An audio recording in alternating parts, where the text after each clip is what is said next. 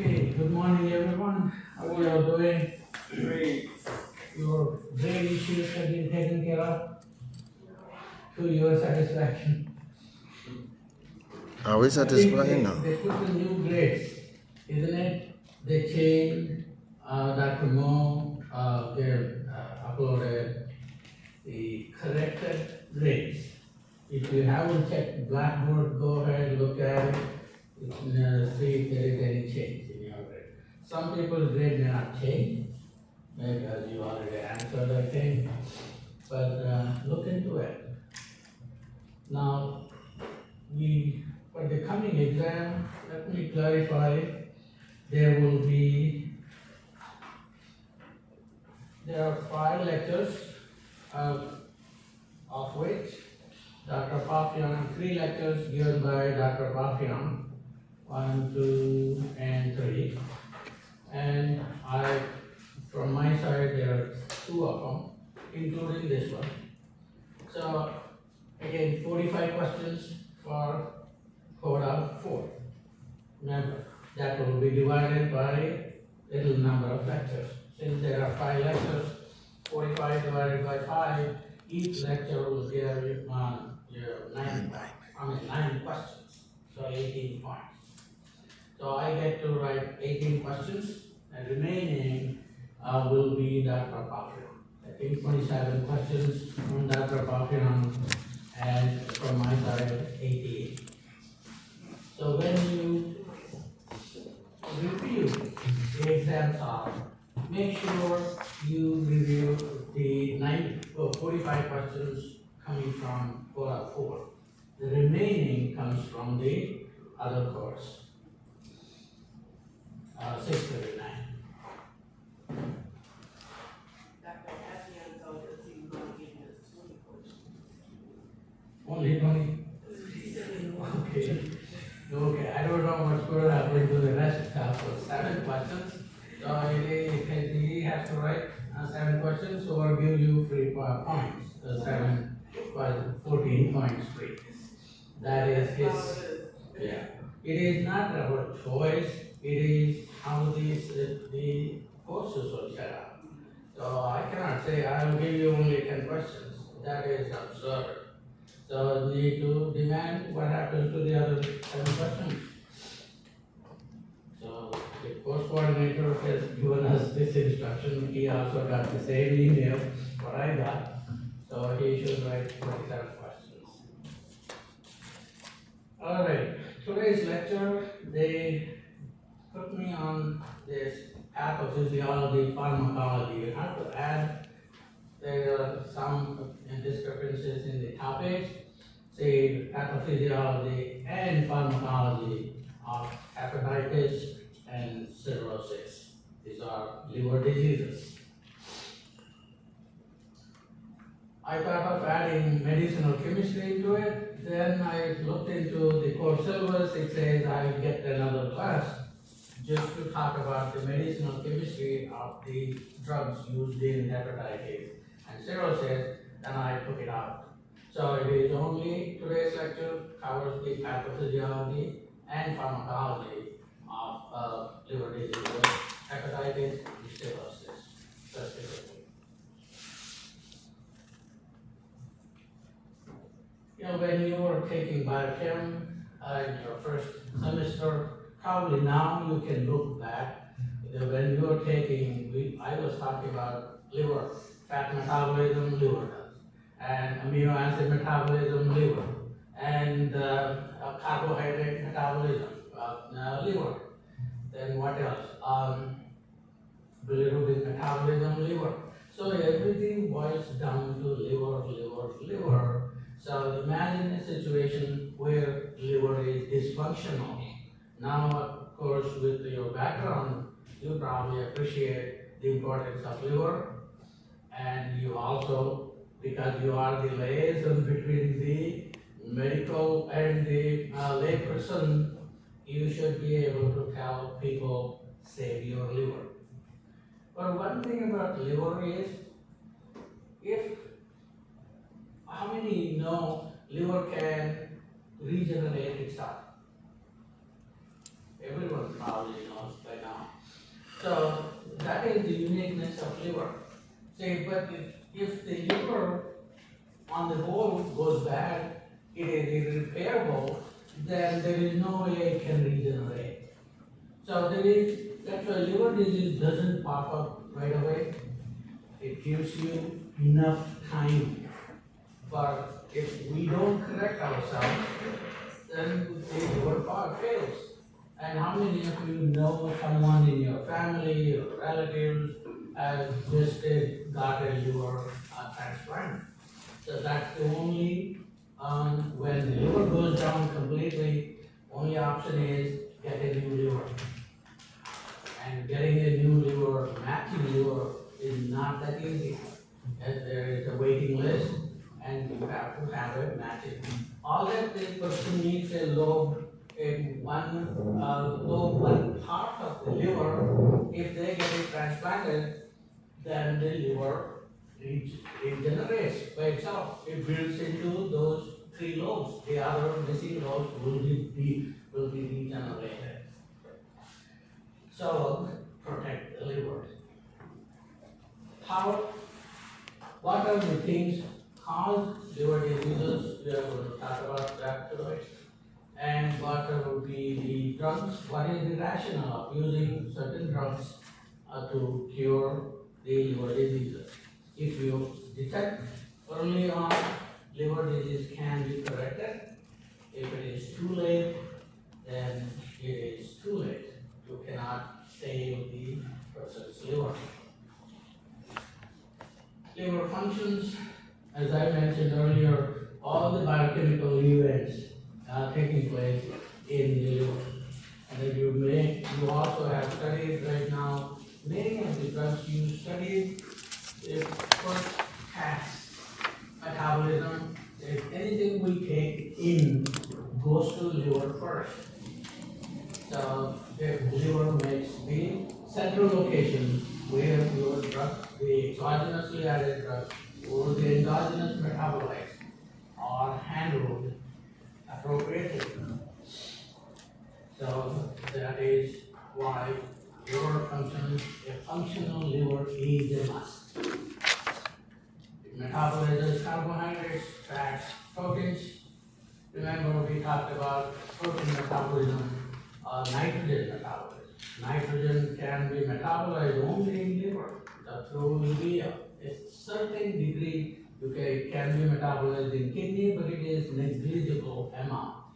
But the liver is the one makes urea cycle that we did in biochem. But to get rid of nitrogen, excessive nitrogen or ammonia, the liver needs to be there. So that if the liver is failing, all the ammonia developed can cause local toxicity, also can bring toxicity. That's why it will take encephalopathy. That is a condition where the brain gets affected because the accumulation of toxic materials due to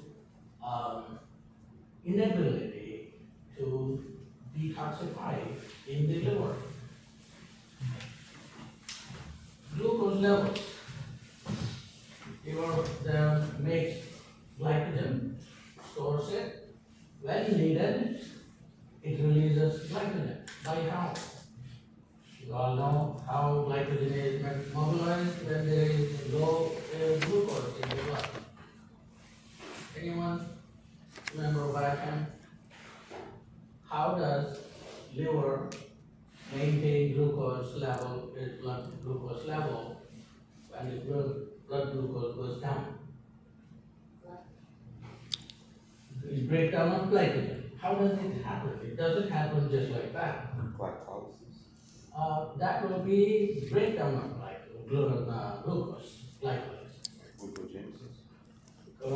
That will be synthesis of glucose. Oh, John. I know you're tired, remembering what you studied in first year. Remember, glycogen breakdown into glucose occurs, it is under hormonal control. Glucagon. Remember, when glucose is gone, glucagon comes in and makes more glucose. That's how blood glucose levels are maintained by mobilizing glucose from glycogen, which is stored mainly in liver. That's also currently a challenge for controlling diabetes or that too, insulin-dependent diabetes. Remember what happens to people in diabetes? Their morning, there is a dawn effect. If you study the dawn effect, you already finished endocrinology, right? In Korea. Dawn effect is the person when the insulin is gone, the glucose goes down, glucagon kicks in, comes out of the alpha cells or beta cells, or in pancreas, which secretes glucagon. Alpha cells. Alpha cells secrete glucagon, beta cells secrete insulin in pancreas. So when the absence of the insulin, it makes the system thinks, oh, there is low glucose, glucagon is released and it binds to the GPCR, glucagon receptors, which are mainly located in liver. And it activates the glucagon receptor, and the receptor activation causes the PKA. Remember that step, PKA will activate the glycogen breakdown, and it pushes glucose into blood. So the absence of insulin triggers this glucagon to come out. That's why you have to put the patient in long-acting insulin. By doing that, you are cheating the system.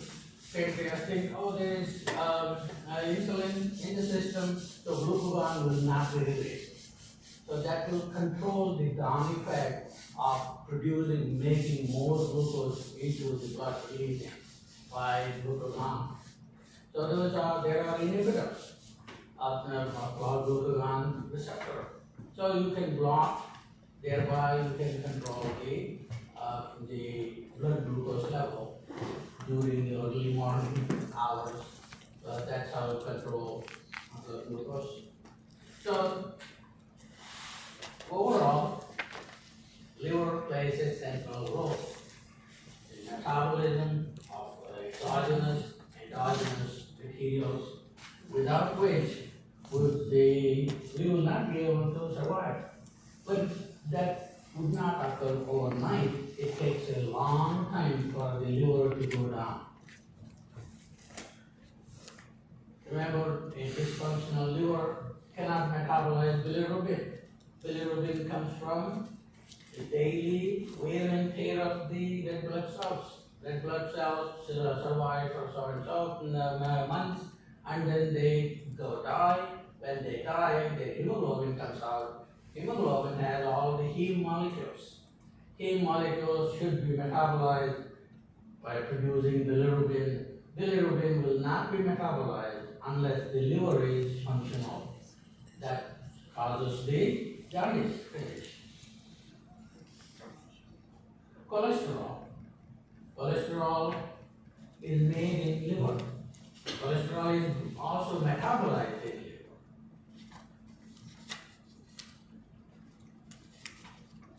liver. Apart from this, liver provides the immunity against infection, detoxifies toxic compounds, including all the pharmaceutical drugs which you prescribe, your patients take. They need to be digested or detoxified through metabolism by liver. Therefore, a functional liver is a key for a healthy body.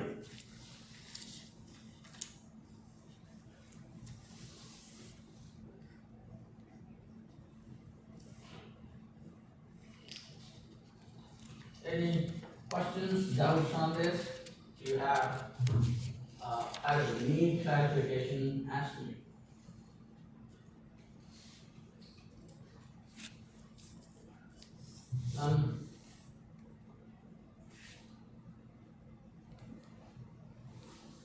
causes liver to fail or liver disease? Infection. Mainly any kind of infection, bacterial, virus infection can cause liver disease or liver to fail. Immunity, compromised immunity, cancer, inherited liver disorders. Other causes include alcohol abuse. Alcohol abuse is the one most important which you need to educate the college goers. Just like you, if these college students would not know what they are doing by binging alcohol. Binging alcohol can damage the liver, may not be overnight. If you keep on doing it, it will cause alcohol-induced liver disease. That is, we will talk about under cirrhosis. Okay? Drug overdoses. It's again your area. But can make the patient take only the prescribed dose of the drug, don't take it more than what is required. Example, Tylenol, for example. Tylenol is one of the toxic compounds which affect the liver function. There is a non-alcoholic fatty liver. Non-alcoholic, alcohol induces fatty liver. Okay, that we will talk about under cirrhosis. Apart from some people, they never drink alcohol. Still they have fatty liver. So that is due to impaired fat metabolism in liver. The liver doesn't know when to stop synthesizing triglycerides, for example. The triglycerides normally produced, they go to adipose tissue, they get deposited. That's what we learned in the normal pathophysiology, in normal biochemistry. That's where they should go. However, if the liver doesn't know when to stop triglyceride synthesis, it will synthesize triglyceride uncontrolled from the carbohydrate which you get from glucose specifically. Then it starts storing lipid in liver. That causes the liver to enlarge, and that is the person is non-alcoholic. So alcohol also induces fatty liver. There are two: non-alcoholic fatty liver and alcoholic fatty liver.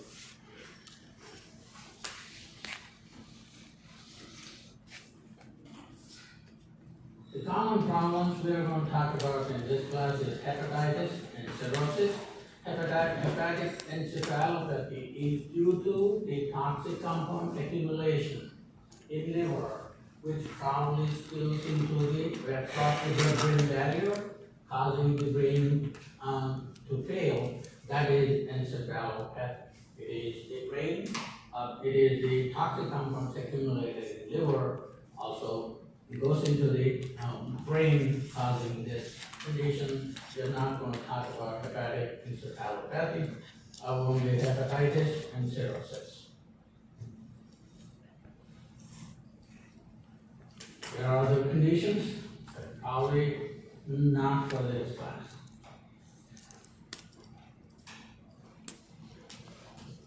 What is hepatitis? Anything which ends in itis is normally referring to inflammation. That too, virus inflammation. Hepatitis is caused by viruses. Likewise, pancreatitis is also caused by viruses. So viral infection can cause liver to fail, liver inability to function. So the inflammation can be drug-induced, toxins-induced, alcohol-induced, parasitic, bacterial infections. In most cases, it is the viral infection that causes hepatitis. There are different kinds of hepatitis.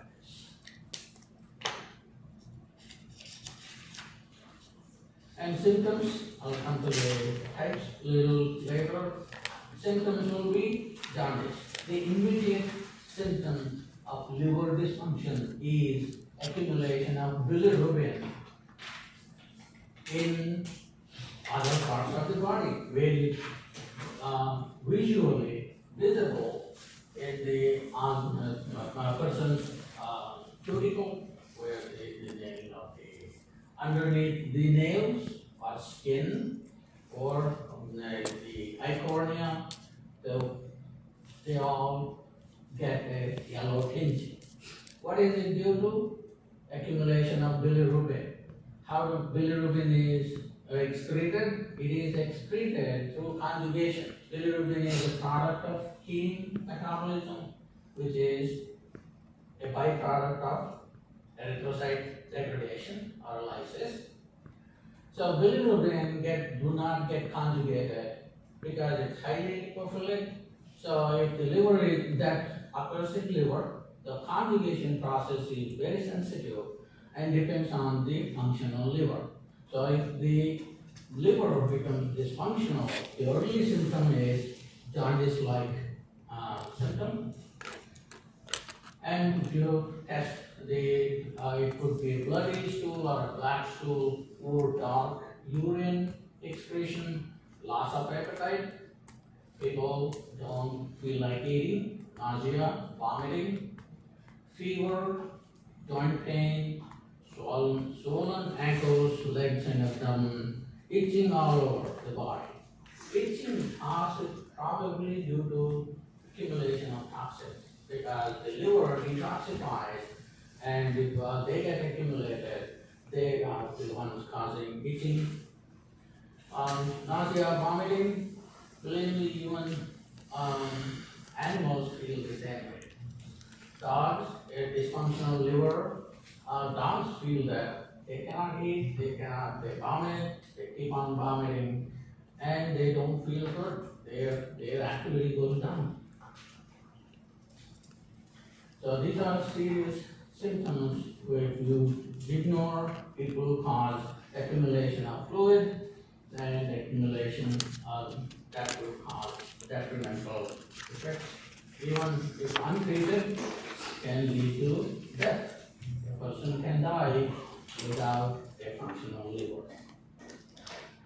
What causes hepatitis, or how many types of hepatitis? There are A, B, C, D, and E types. There are 5 types of hepatitis. Each one of them caused by one or more kinds of viruses.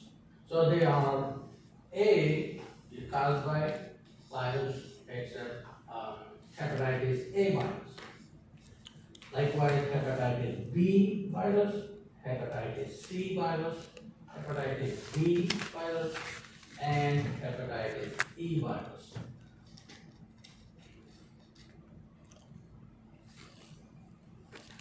For some, there are vaccines available. For example, hepatitis A can be, how is it distributed, how is it passed on from person to person? Hepatitis A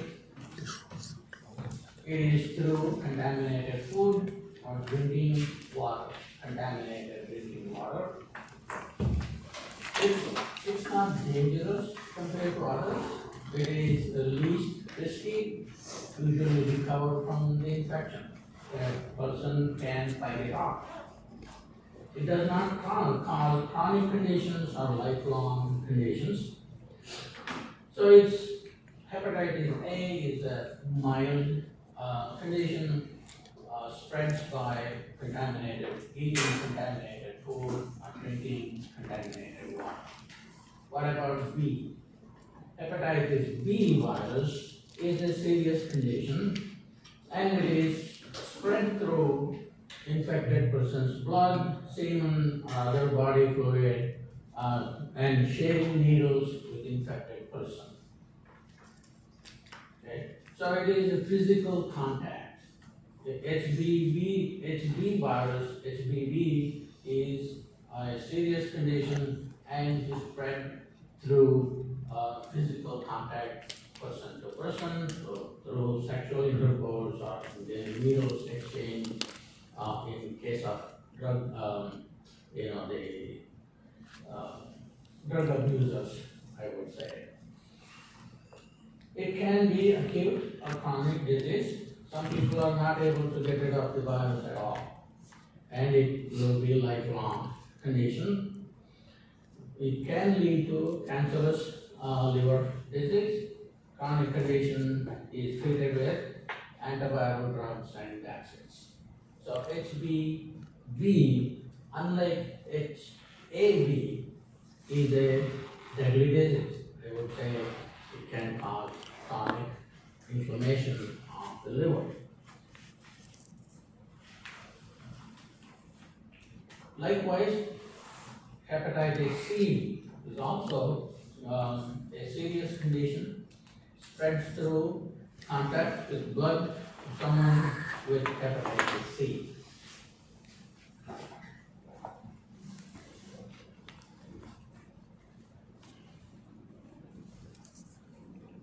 It can lead to serious conditions like cirrhosis, which we will talk about cirrhosis in the second part, that may develop liver failure or cancer. But there is no vaccine for hepatitis C.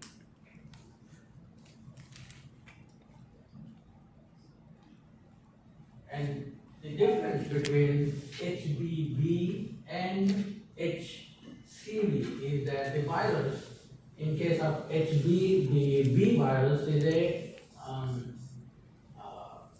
DNA virus. Remember, there are RNA viruses, DNA viruses. HBV is a DNA virus. It's not in the note. Please note that in the handout, not there.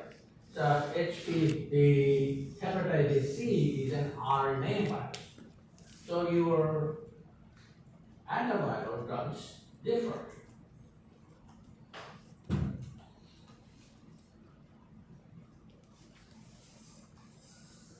There is no vaccine for hepatitis C. Need to use universal precautions to avoid exposure. Again, by preventing, it is again physical contact or through body fluids and sharing needles. That is similarity between HBV and HCV. But the difference is HBV is caused by a DNA virus, HCV is caused by an RNA virus. And that makes the drugs you use should be different. The antiviral drugs used for HBV are different from HCV. Then the other two conditions, hepatitis D, caused by hepatitis D virus. It's rare, but it is a serious liver disease condition. And it is through direct contact with infected blood, occurs only if the person is already infected with hepatitis B. This D, its survival is dependent on hepatitis B virus. So there is an interdependence between hepatitis D virus and B as boy virus. So in order for the HDV to kick in, the person should also have HBV infected. So it requires hepatitis B infection prior to HDV infection. So the virus is dependent on HB for some metabolic, or its survival depends on the HBV virus. Preventing hepatitis B, therefore, can be beneficial. So it can prevent a hepatitis D infection. The last one is hepatitis E. It is waterborne acute disease caused by hepatitis E virus. It's due to mainly poor sanitization, which we say it doesn't occur in US, but it may occur in third world countries where hygiene or water are not treated well, it may be. That's how they treat water. No vaccine is available, there is no specific medication available for the treatment of this hepatitis E. It can be prevented by practicing good hygiene and by avoiding eating food or drinking water contaminated with this virus. So there are 5 kinds of hepatitis, depend each one of them are caused by a specific virus, like namely A, B, C, D, and E virus.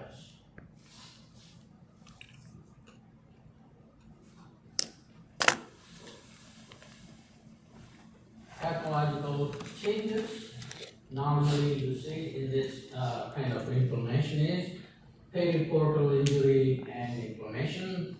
Portal inflammation, I'm sure you already know this, portal hypertension, portal inflammation, lesions of the bile ducts within the portal spaces is apparent. And there are several kinds of degeneration can occur in the liver, cellular degeneration. It is mainly by hepatosis. Remember, the cells implode themselves, that's how they die, because of the virus infection. So hepatocytes die, and that will lead to formation of fibrosis, or it is also called cirrhosis. So accelerated cell death can lead to accumulation of dead cell debris, which is a fibrosis condition, and leads to the cirrhosis of the liver. And it may trigger autoimmune hepatitis. Autoimmune components of hepatitis could be due to defective T lymphocytes that protect the liver.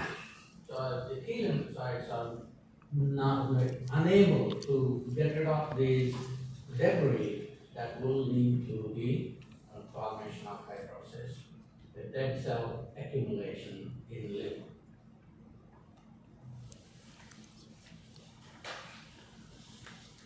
Now, what kind of drugs can you use to treat these hepatitis conditions? So, drugs that can be used, hepatitis B condition, there can be mainly to inhibit the viral replication. They prevent progress from acute to chronic stage. That is the modality or the purpose of the treatment. Drugs used are antivirals and immunomodulators. In the antiviral class, these are nucleoside and nucleotide analogs. These are nucleotide analogs. As I mentioned earlier, hepatitis B is a DNA virus. So your nucleotide analogs should be aimed at inhibiting the DNA synthesis, DNA replication. So you use like adafovir, entecavir, lamivudine, and tenofovir. These are the nucleotides which are targeting the DNA replication of the virus. Immunomodulators, these are interferons. What do you know about interferons? Anything in your previous photo class? What are these interferons?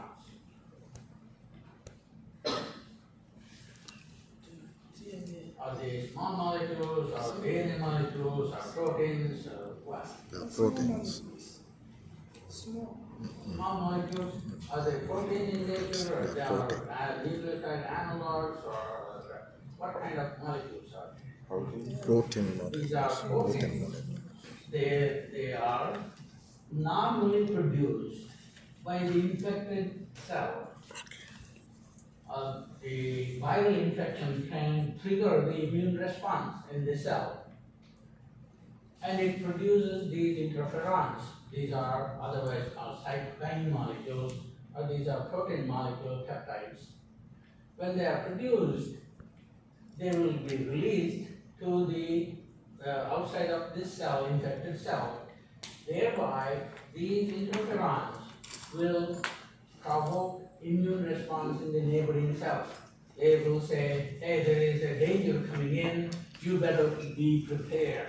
So they prepare the neighboring cells by triggering the immune response in those cells. So they are natural anti-inflammatory molecules. So they will trigger the immune response in the non-infected neighboring cells. It is important to know they are produced in the infected cell to evoke or to provoke the immune response from the surrounding cells. It is a wake-up call for the surrounding cells. So the hepatitis 1 is infected by the virus. Then hepatitis 1 produces these interferons, and they are local molecules. They are released from this infected cell. That normally, remember, the infected cell eventually dies. It undergoes hepatitis, so it will break open and releases these interferons, and they will trigger the immune response in the neighboring cells that there is a danger coming in. Wake up. It is a wake-up call for the neighboring cells. Therefore, they will better prepare for the virus, which probably infect them later on. There are two kinds of interferons, alpha 2A, alpha 2B.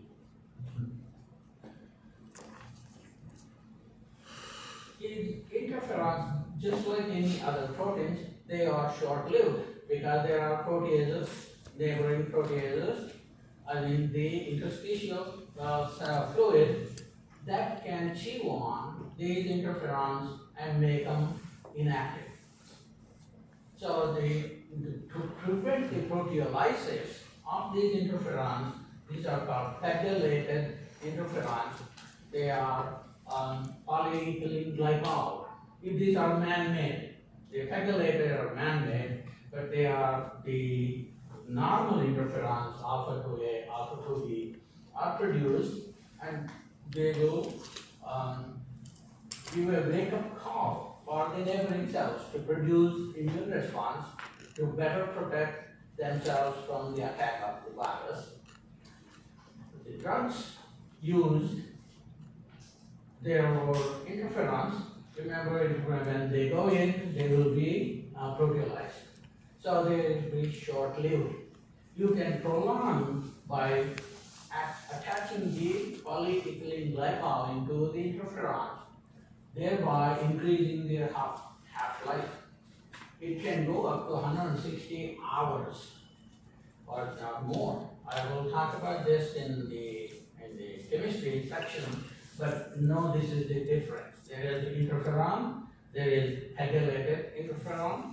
Pegylated interferons are man-made. They are the PEG-conjugated interferons to increase the half-life. Thereby, they stay in the system for a longer time, therefore preparing the cell for an upcoming infection. That's how immunomodulators help. They modulate the immune system of the neighboring cells by they can make they can protect themselves by producing immune bodies which can affect or which can attack the virus. So these are the two classes.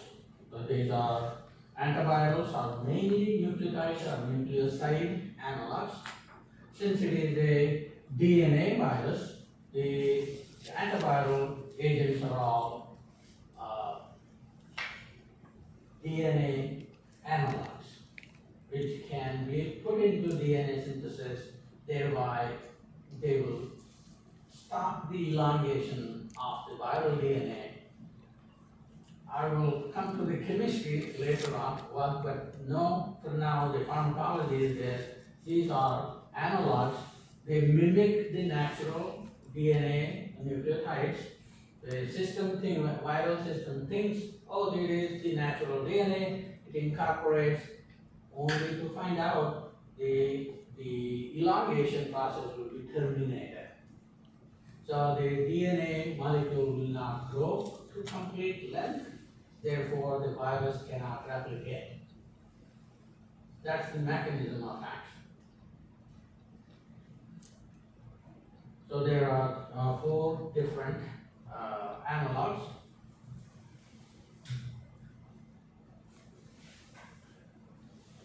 Among the different hepatitis viruses, B and C are the more problematic ones, as I mentioned earlier. To prevent acute stage to progress to chronic stage, anti-hepatitis therapy has to be initiated, which you probably learned in your therapeutics. To achieve this goal, antiviral drugs and immunomodulators have to be used. The purpose of the treatment is to inhibit viral replication and elicit, amplify immune response in the neighboring cells and prevent progress of this condition from acute to chronic stage. Reduce complication to avoid need for liver transplant. As I mentioned earlier, the liver transplant, there are thousands of people in the waiting list to get a matching liver. Okay? So to avoid that, go with the antiviral agents or immunomodulators and prevent going from this condition to liver transplant condition. Mechanism of action I already mentioned to you. This edilpovir is a prodrug and it needs to be metabolized in order for it to become a active drug. The acyclic nucleotide analog of adenosine monophosphate, that is the edilpovir. How is it metabolized? All that it gets a phosphorylate group. It gets phosphorylated to a diphosphate. A monophosphate becomes a diphosphate, and diphosphate becomes a triphosphate. That's when it becomes a nucleotide, so that the viral DNA mechano-synthesis, the enzymes think, oh, this is the naturally occurring DNA analog, and they incorporate it, and that will lead to termination of the DNA molecule synthesis. That will inhibit the viral replication. The chemistry part, we will talk about it after the exam. There are no chemistry questions in this section for this exam. Okay, it's only pathophysiology and pharmacology of liver hepatitis and cirrhosis. Now, the lamivudine is a little bit different from edilpovir or even the tenofovir. The lamivudine is an analog of cytidine. Remember, cytidine is also important for the DNA synthesis. And it is a prodrug. It gets phosphorylated and it becomes a nucleotide, like looking as a normal nucleotide, which is a system incorporates. How does it get terminated? Here it lacks the 3' hydroxyl group. Again, we are going into chemistry, please ignore that part. It will be dealt in the next lecture where we talk about chemistry of these drugs. Okay? So all that you know, just like the edilpovir, lamivudine is an analog of the nucleotide, but here the difference is edilpovir is an adenosine monophosphate. Lamivudine is an analog of cytidine.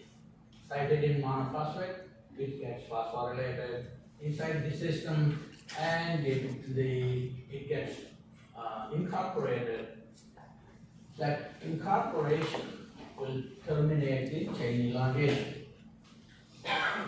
What about tenofovir? I think the handout had spells.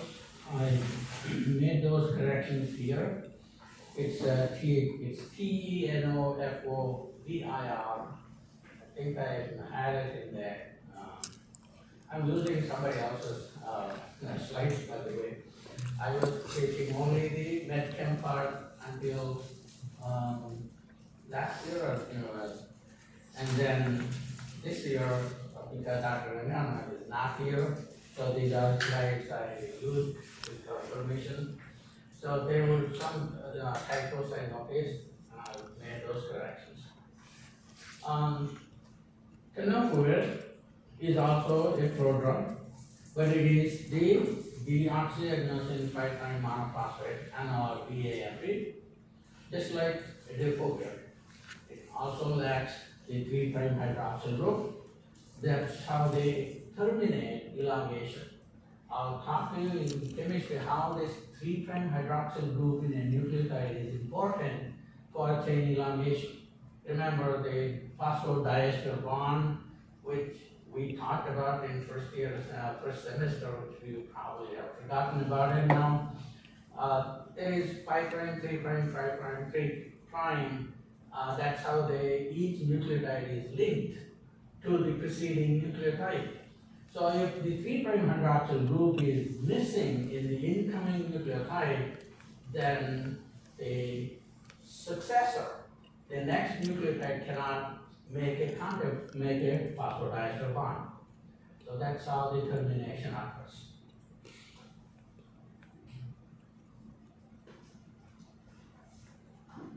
For chronic hepatitis, you have to use the immunomodulators.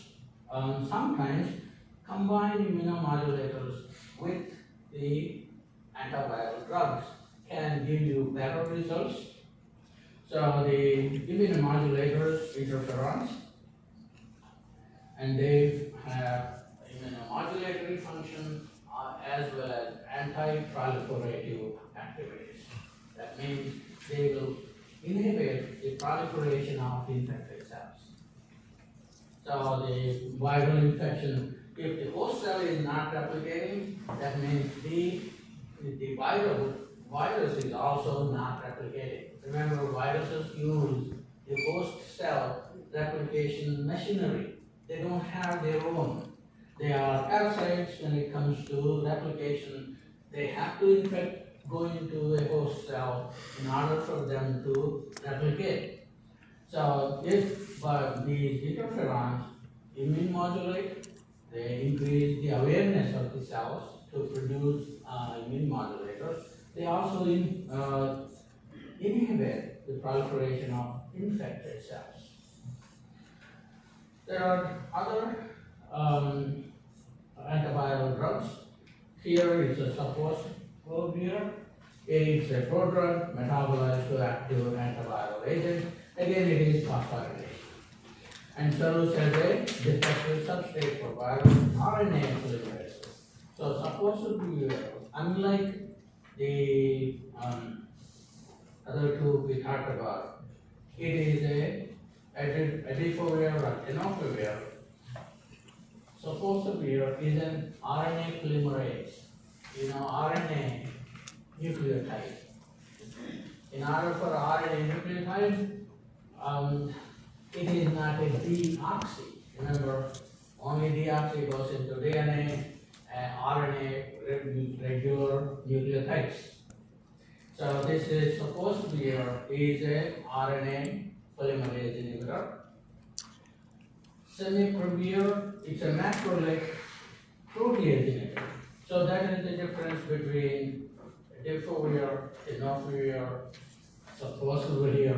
These are all nucleotide analogs, whereas semiprevir is a protease inhibitor. It is not a nucleotide analog. So that's how I study. Someone asked me how to study for that.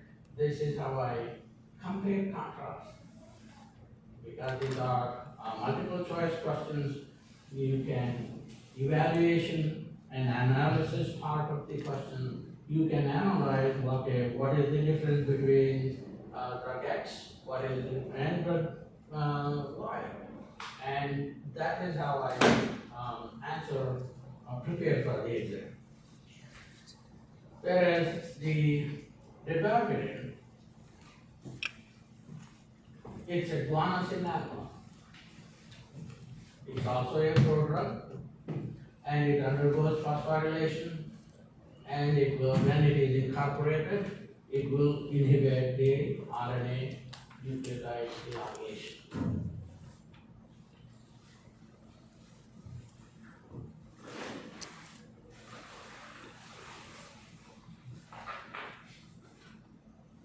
Little more on interferons.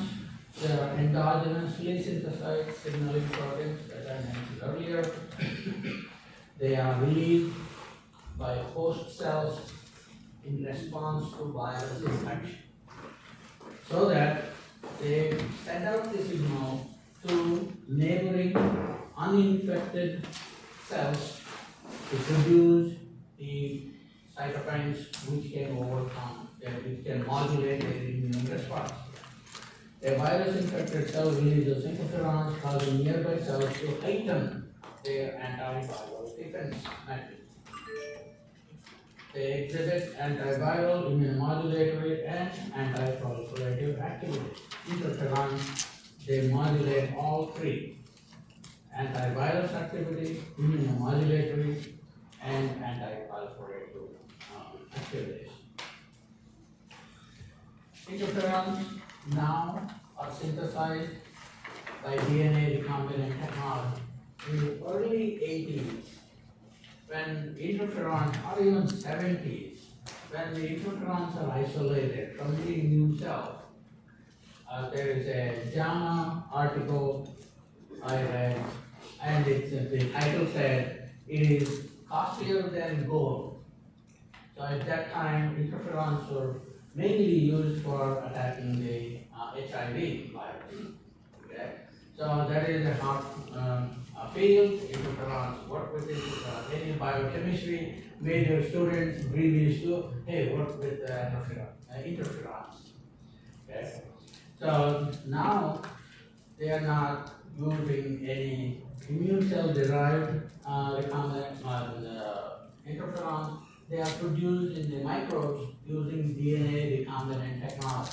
It's all your biochemistry, molecular biology. We talked about recombinant DNA technology briefly. So you put the human interferon gene into the bacterial, E. coli or any plasmids, and that's how you amplify production of interferons, human interferons, in the microbe. Then you are injecting the human interferons produced by recombinant DNA technology into patients. Therefore, you don't have that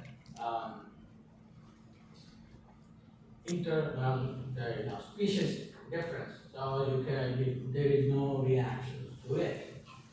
Anybody, they can accept these recombinant DNA interferons. There are two types. One is alpha interferon and beta interferon. Alpha interferons are produced by leukocytes. These are the key things which I would remember. The beta interferons are mainly produced by epithelial cells, but both have the same antiviral effect.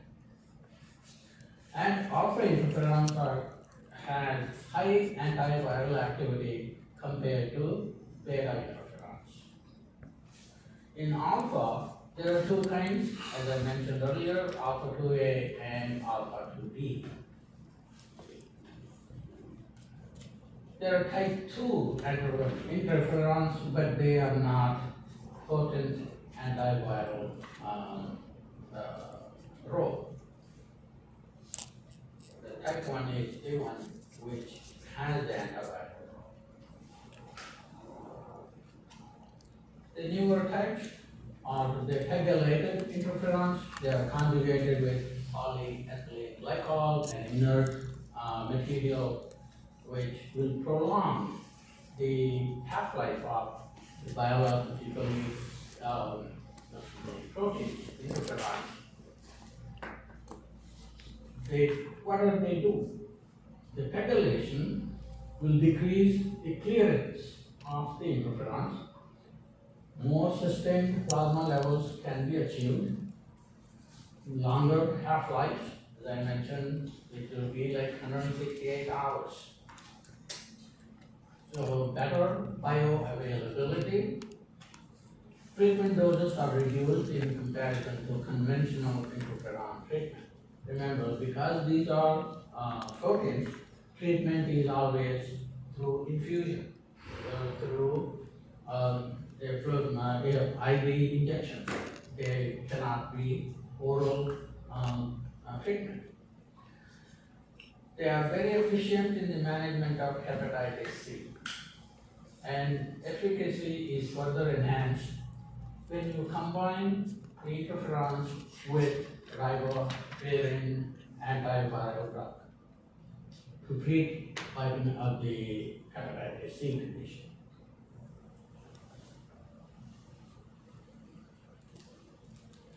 Any questions at this point? No?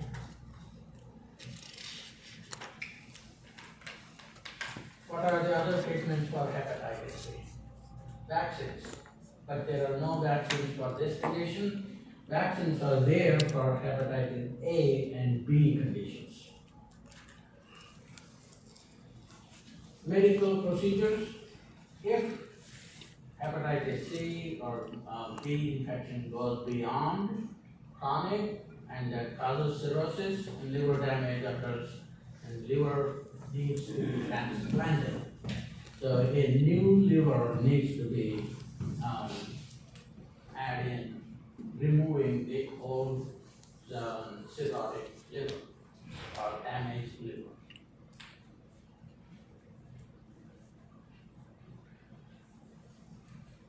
So that's about the viral hepatitis condition.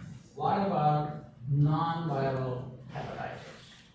Non-viral hepatitis can occur through alcohol abuse, also through a non-alcoholic condition. It could be mainly genetic, and then autoimmune hepatitis. You know, these days you link it to anything autoimmune. And you do not know the etiology of a specific disease, you can link it to autoimmune disease. So these cells are dying because of an autoimmune response. And our system thinks, good morning,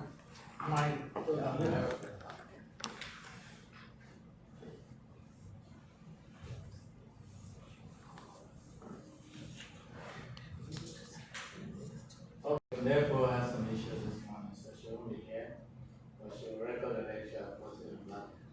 Thank you, sir.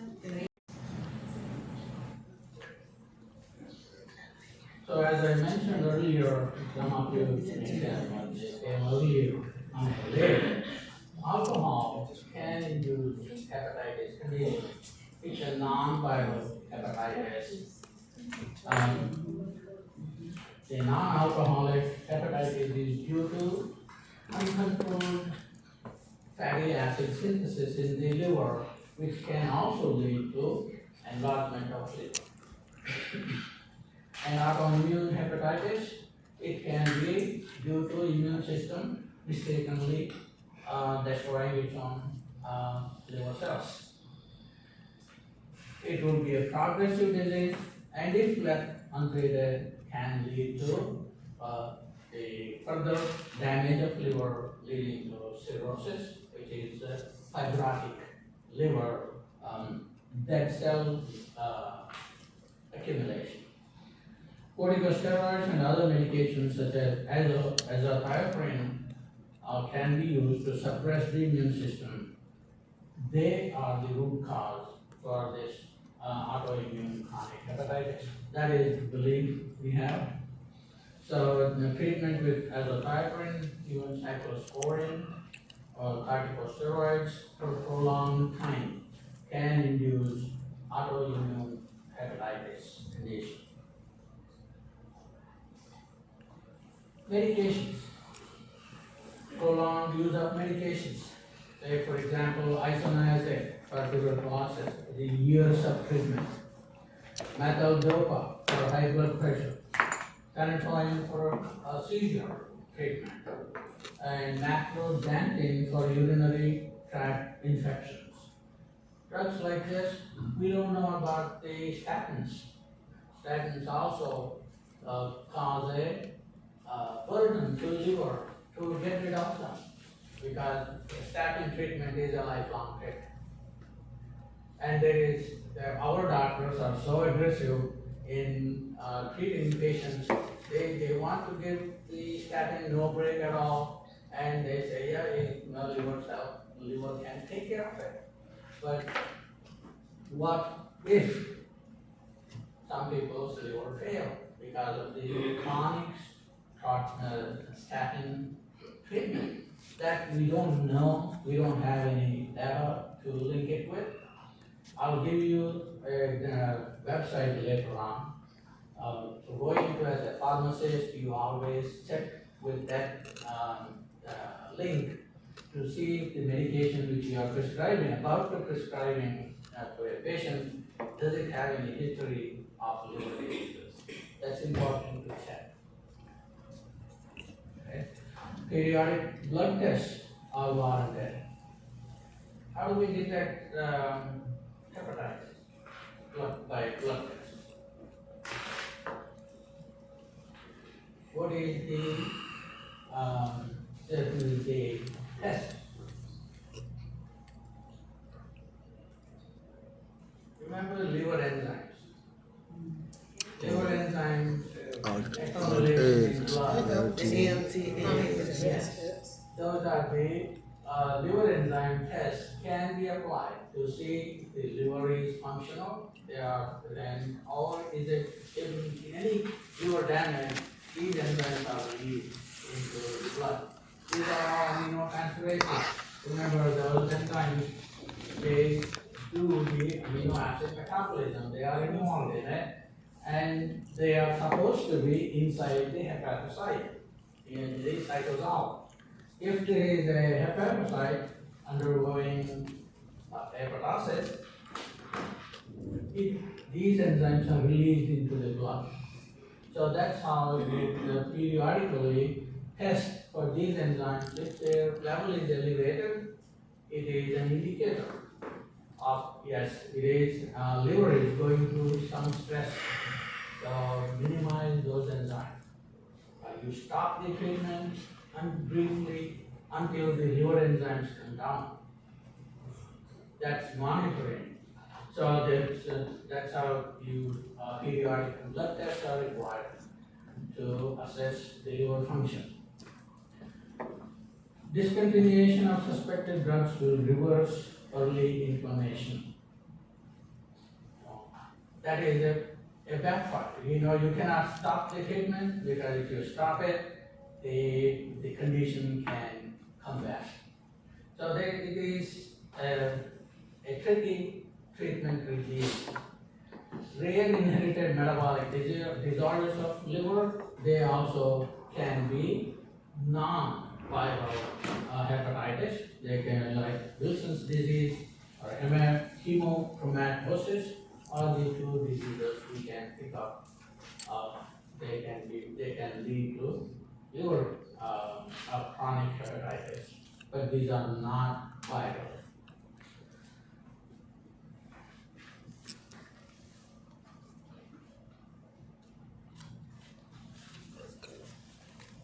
If the hepatitis is untreated and cell death continues, hepatocytes die. As a result, these dead cells, dead tissue becomes harder and harder, and that leads to cirrhosis condition. It's also called fibrosis, liver fibrosis, hardening of the liver.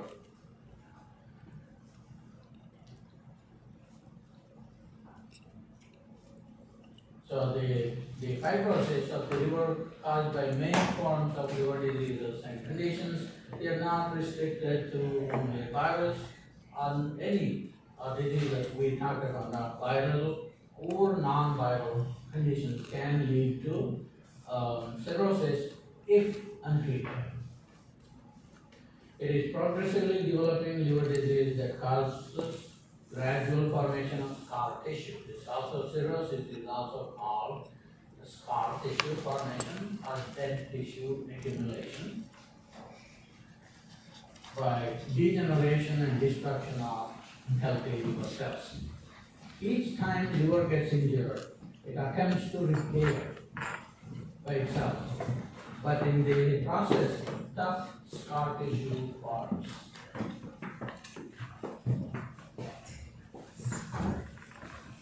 As I mentioned early on, liver is unique. It can regenerate itself by removing the dead tissue, but it won't get detached from the liver, so it accumulates like a scar tissue, a hard dead tissue.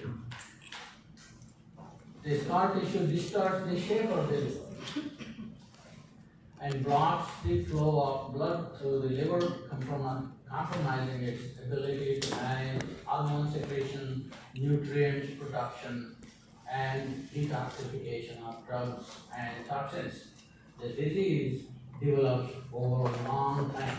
Its cirrhosis condition is not an overnight situation. It takes years to develop. Therefore, there is plenty of time for the patient to be treated.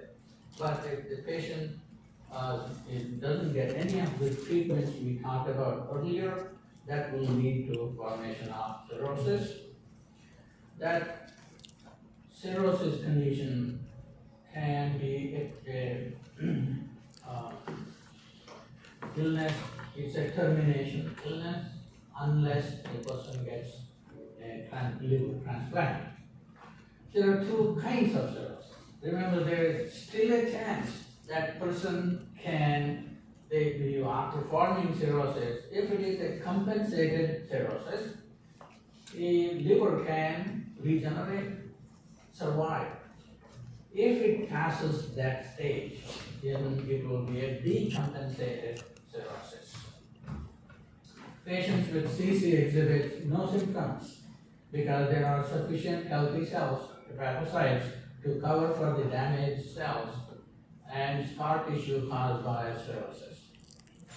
The compensated cirrhosis is diagnosed only during checkup or regular blood testing because no symptoms are experienced. Again, so the testing for liver enzymes in the blood can give some indication. Once diagnosed, it is critical to know the cause of the cirrhosis to initiate right treatment. Say if it is coming from alcohol abuse, then stop alcohol intake, period. If it is coming from a chronic treatment or a drug treatment, then stop that drug treatment. Maybe for a short time. Give a break to recover, to give time for the liver to recover. The most common causes of cirrhosis are chronic alcohol abuse, chronic viral hepatitis, especially B and C, and non-alcoholic fatty liver disease.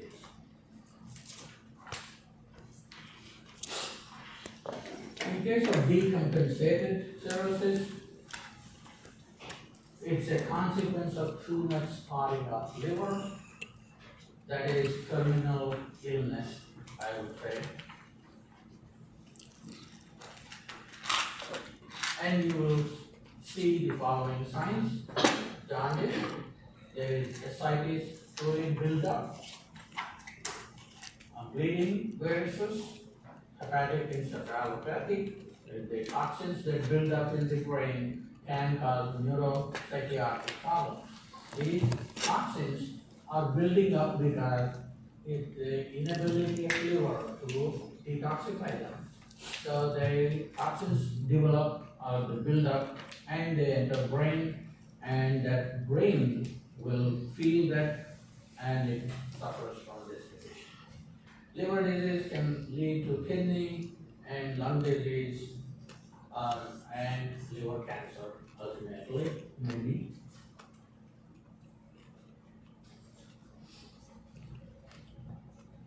How do we treat cirrhosis? Only you can make lifestyle changes is by avoiding drinking alcohol. If it is caused by alcohol, then stop alcohol. Get vaccinated for hepatitis B. If it is due to hepatitis B, then get the treatment for hepatitis B. Control weight. And again, it applies to non-alcoholic fatty liver disease. If you infuse more carbohydrate, more glucose, remember our body can make fatty acids from glucose. And if it's control weight, then control blood sugar and fat levels in the diet. Avoid excess use of over-the-counter medications such as paracetamol. It's not in here, it's a European country. You will find paracetamol, ibuprofen, acetaminophen. These are all the liver toxins. We take them over the counter. If we exceed the dose, that's what ultimately can cause liver toxicity. That's why Tylenol is doctor give you precaution. And Tylenol, you cannot take Tylenol chronically. Antivirals, you can treat the conditions with antiviral drugs such as lamivudine, etofovir, tenofovir, and entecavir. But remember, cirrhosis is already, if it is a decompensated cirrhosis, there is little or nothing these drugs can do. Okay? The ultimate is liver transplant. There are antibiotics because it's inflammation. So the other opportunistic microbes can attack the person. So you can use treat these infections by any of these antibiotics. Medical procedure is liver transplant. Therapies, de-addiction program. If it is alcohol related, then you go with the de-addiction. Or if it's other narcotics, other addictive drug toxicity, again you go through the de-addiction programs.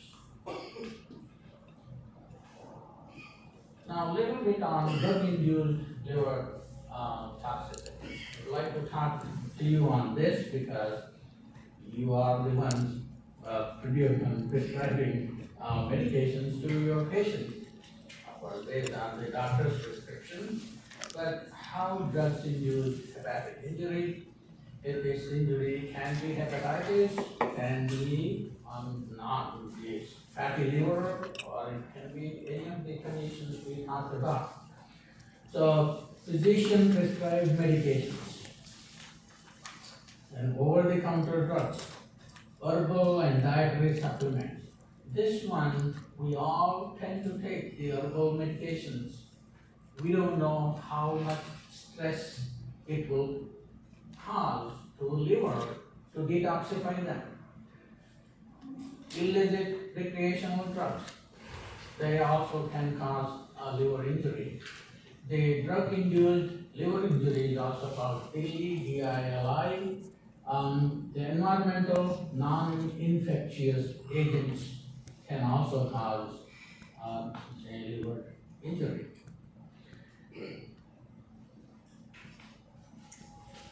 Incidence is about 10 to 15 or 10,000 to 100,000 persons exposed to prescription medications. About 44,000 people in the United States will experience DILI annually. That is how much prevalent in this country. Because we have a tendency to go for anything, everything, medication. We think medication does everything.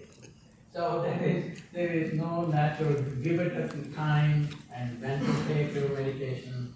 I think we tend to go for, hey, there is a medication, why don't you take it? This makes it costly in terms of not only toll on humans, but also healthcare contributions or expenditures. More than 1,000 agents have been linked to delay and is the single most common reason for drug withdrawal from the market by the FDA. Remember, the FDA took it out of the market.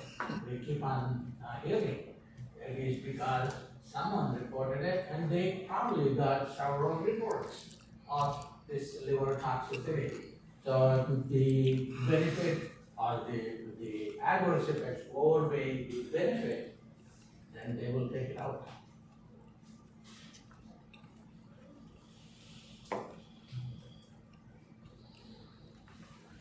How do they cause liver injury? They can be intrinsic way or the idiosyncratic way, type B, or drug allergy. These are the three ways any of these drugs can cause liver injury. Intrinsic is toxicity refers to liver toxicity induced by a drug in a predictable and dose-related manner. So doctors know if we increase the dosage, it can lead to liver toxicity. So there is an intrinsic danger of prescribing a drug beyond its concentration, recommended concentration. Idiosyncratic toxicity occurs less frequently. It may be selective for some people.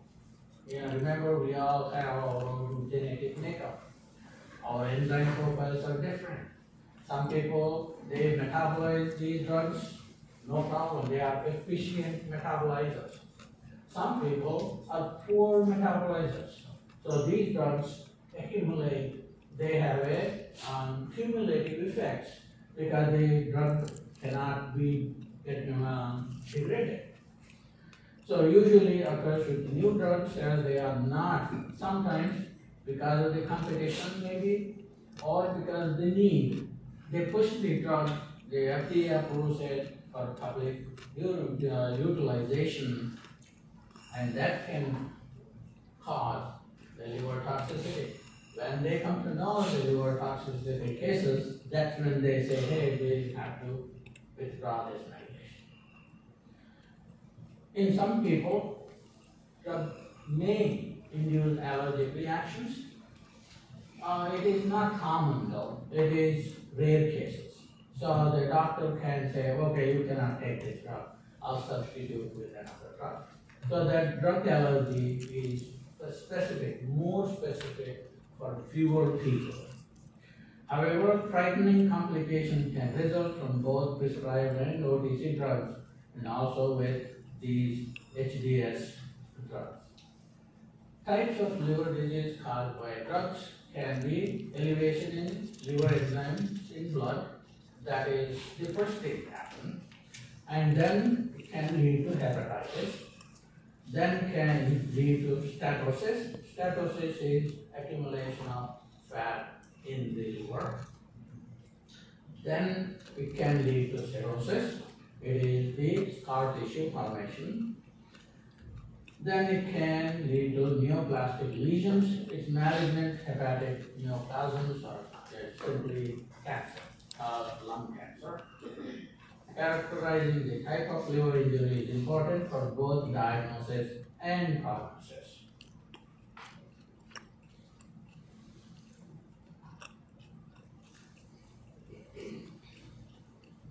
Drug-induced hepatic injury can lead to disruption and destruction of hepatocytes, disruption of transport proteins. Remember the function of the liver in the first, second, third slide. I have number of functions.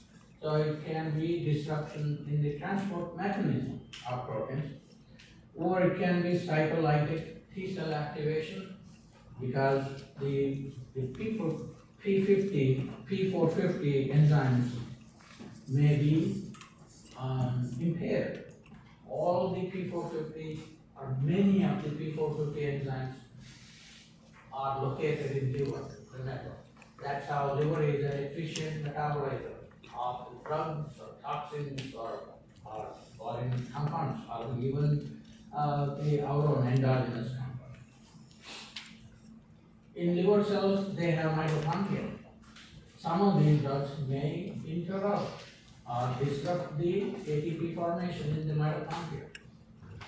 Bile duct injury, that's another important aspect.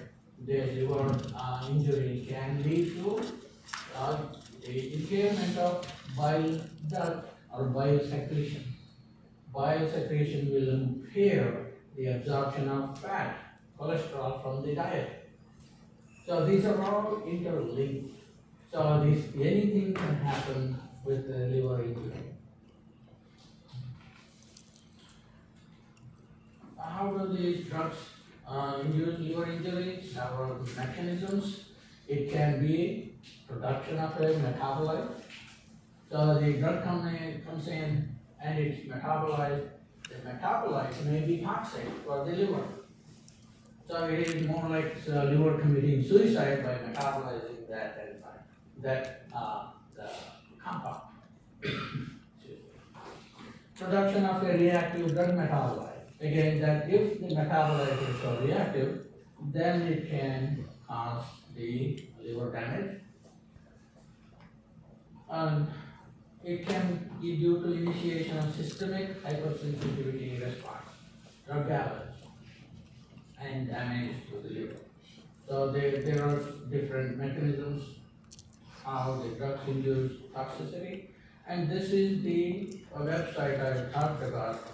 You can always check with this link to find out if you are prescribing a drug.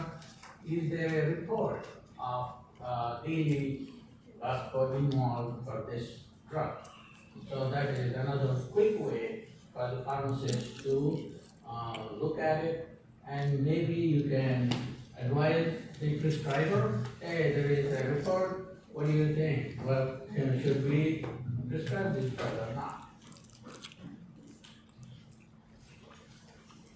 Risk factors for drug-induced liver injury, although it starts off low, not so dangerous, but if it prevails, if untreated, it can become deadly and it can go into requiring a liver transplant.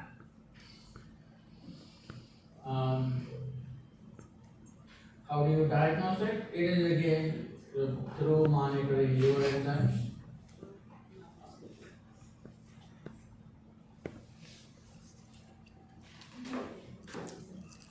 And management of the drug-induced liver injury, withdrawal of the offending agent, of course. That is the first thing you will do.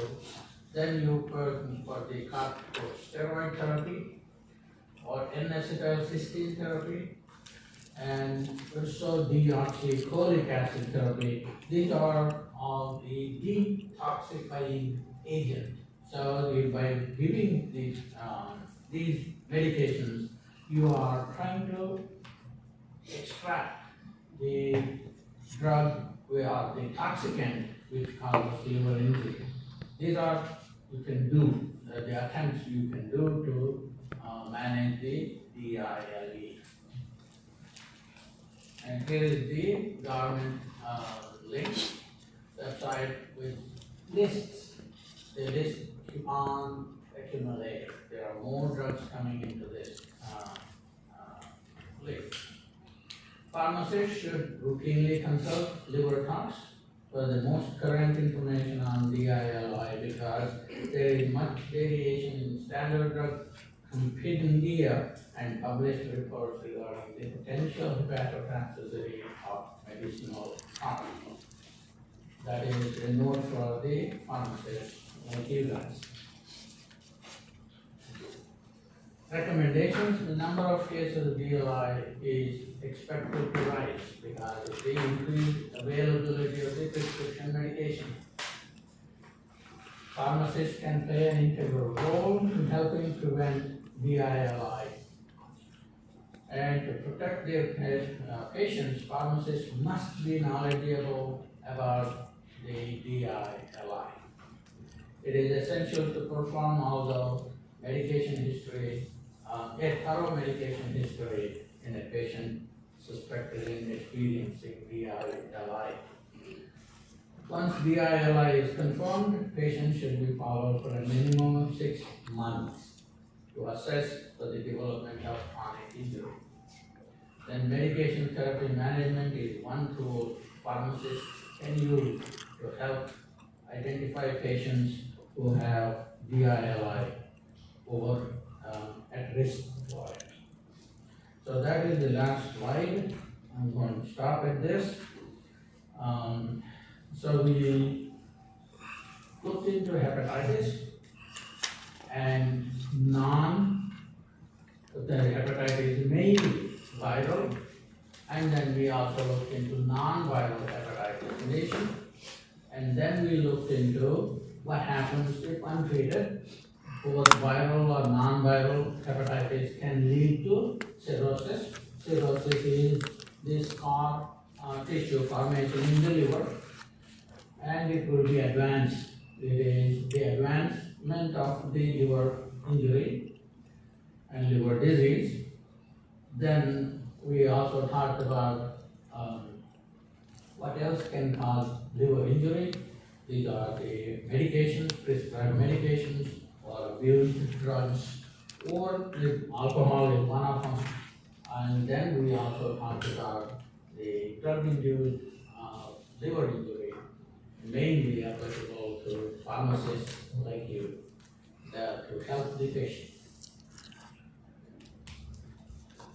Any questions? I'll try to answer.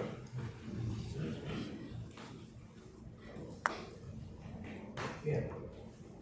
Area of concentration, like where do you want us to focus on for the exam? Oh, I have given you 2 lectures. One was on the medicinal chemistry of inflammatory bowel disease.